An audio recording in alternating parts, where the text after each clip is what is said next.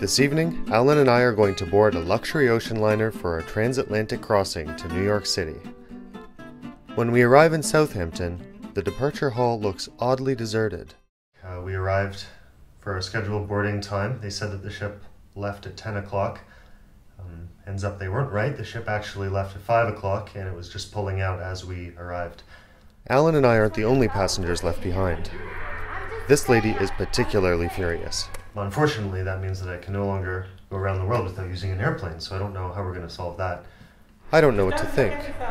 Of all the unusual and remote places I've been, is my circumnavigation really going to be foiled in England? We're drinking the water out of the minibar because we're not paying.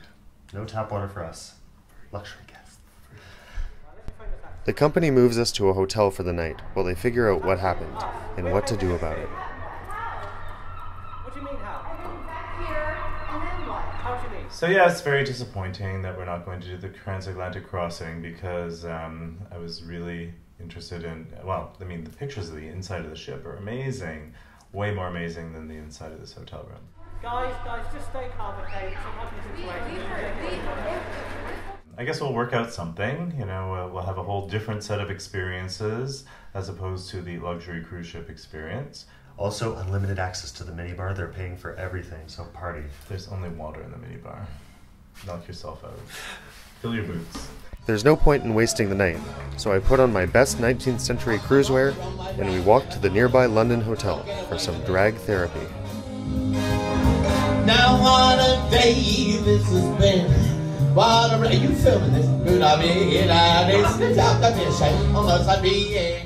Our host for the evening is sympathetic. Here and her there who missed their boat. They wanted to be in New York and they're stuck here in the London hotel in Southampton, which we think is much better than New York, don't we? Because we've never been to New York. She even sings us a personalized song about home. Vancouver, just above Seattle, Vancouver, the town that Billy Sunday cannot shut down.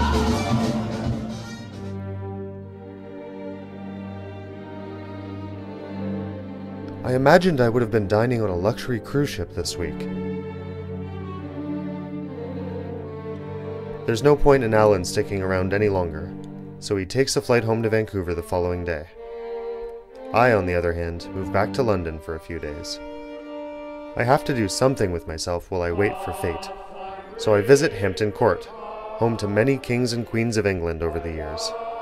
I meet King Henry VIII in one room, and then Queen Elizabeth I in an adjoining room. Apricots, plums, peaches, soft, delicious fruit. Would they please you more, Sir John? Definitely, Majesty. And I will pray the Father. After a few days of waiting, the verdict is in. There are no other ships available that will get me home in time. So after 3.5 months of traveling west only by surface transport, I have no choice but to head to the airport. Here I am taking an airplane across the Atlantic. There were no other ships that I could take. The Queen Mary 2 was the only option. And since it sailed, I really had no choice but to climb on a plane. I'm pretty disappointed, but Cunard has provided me with this wonderful business class ticket, so, you know, it could be worse. In mere hours, I touch down in New York City. I feel disoriented. I just crossed 5 time zones in what seems like an instant. Before moving on, though, I head out on the water for some closure. Well, there it is, the Queen Mary 2. Just arrived in New York this morning, 1 passenger short. That passenger was me, unfortunately. But not to worry, I'm here. I'm picking up my trip exactly where this ship would have left me. So it's time to move on across America.